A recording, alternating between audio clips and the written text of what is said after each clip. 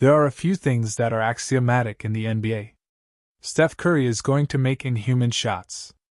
Nikola Jokic is going to have a stat line that looks fake. And LeBron James' legacy is etched in stone.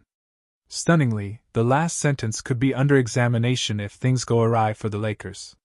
The Lakers' 3-0 series lead against the Rockets in the first round of the playoffs has been turned on its head after 2 straight losses. Suddenly, the Lakers are only up 3-2 with Game 6 Friday in Houston. Teams that have been up 3-0 are 159-0. Only 4 of them have reached a Game 7.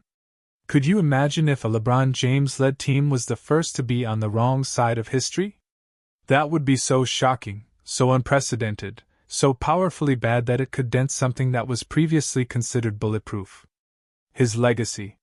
For James, the narrative has wildly swung. Initially, the storyline around this series could only bolster his lofty resume. If the oldest person in the NBA, age 41, could lead a depleted roster, without Luka Doncic and Austin Reeves, past the Rockets, that would be his most stunning achievement. He had nothing to lose. No one expected the Lakers to win. But then James did what he does and put the team on his shoulders. It was incredible to watch. But it was a double-edged sword. The Lakers started slipping. A new storyline was born. Is arguably the greatest player of all time going to be part of the most epic playoff collapse ever? James desperately tried to stomp out that flame in Game 5. After only scoring 8 points in the first half, he closed the game with another 17 points. He led the Lakers on an 11-1 run to cut a 13-point fourth-quarter deficit to 3 points. But he missed some big shots late in the game, including all 3 of his 3-point attempts, and he had a key turnover against Reed Sheppard. Sure, the Lakers have 2 more attempts to win a game and avoid being the biggest blight in playoff history. But it's obvious that this team is losing steam and the Rockets are gaining confidence. A storm is brewing. This isn't James' fault. He has been the best player on the court in every game this series except for his disappearing act in Game 4. He has once again made our jaws drop. The only player in NBA history to reach season 23 is still a superstar.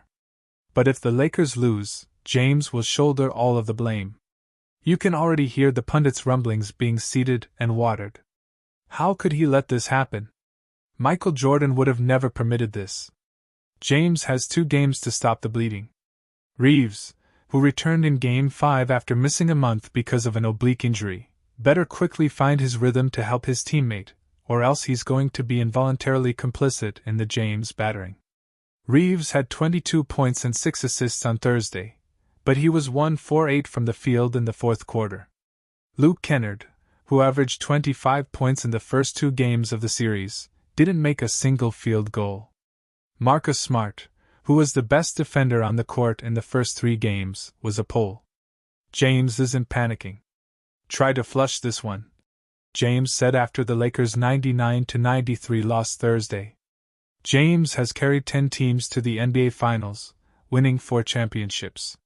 He orchestrated the greatest comeback in NBA history, leading the Cavaliers to claw their way back from a 3-1 series deficit in the 2016 Finals to win their first title over the Dynasty Warriors. He's the league's all-time leading scorer. He has continually thrived under a magnifying glass and pressure-filled moments. He has nothing left to prove. For him, this is nothing. This is the first round of the playoffs. This is a 3-2 series lead. But it's also everything.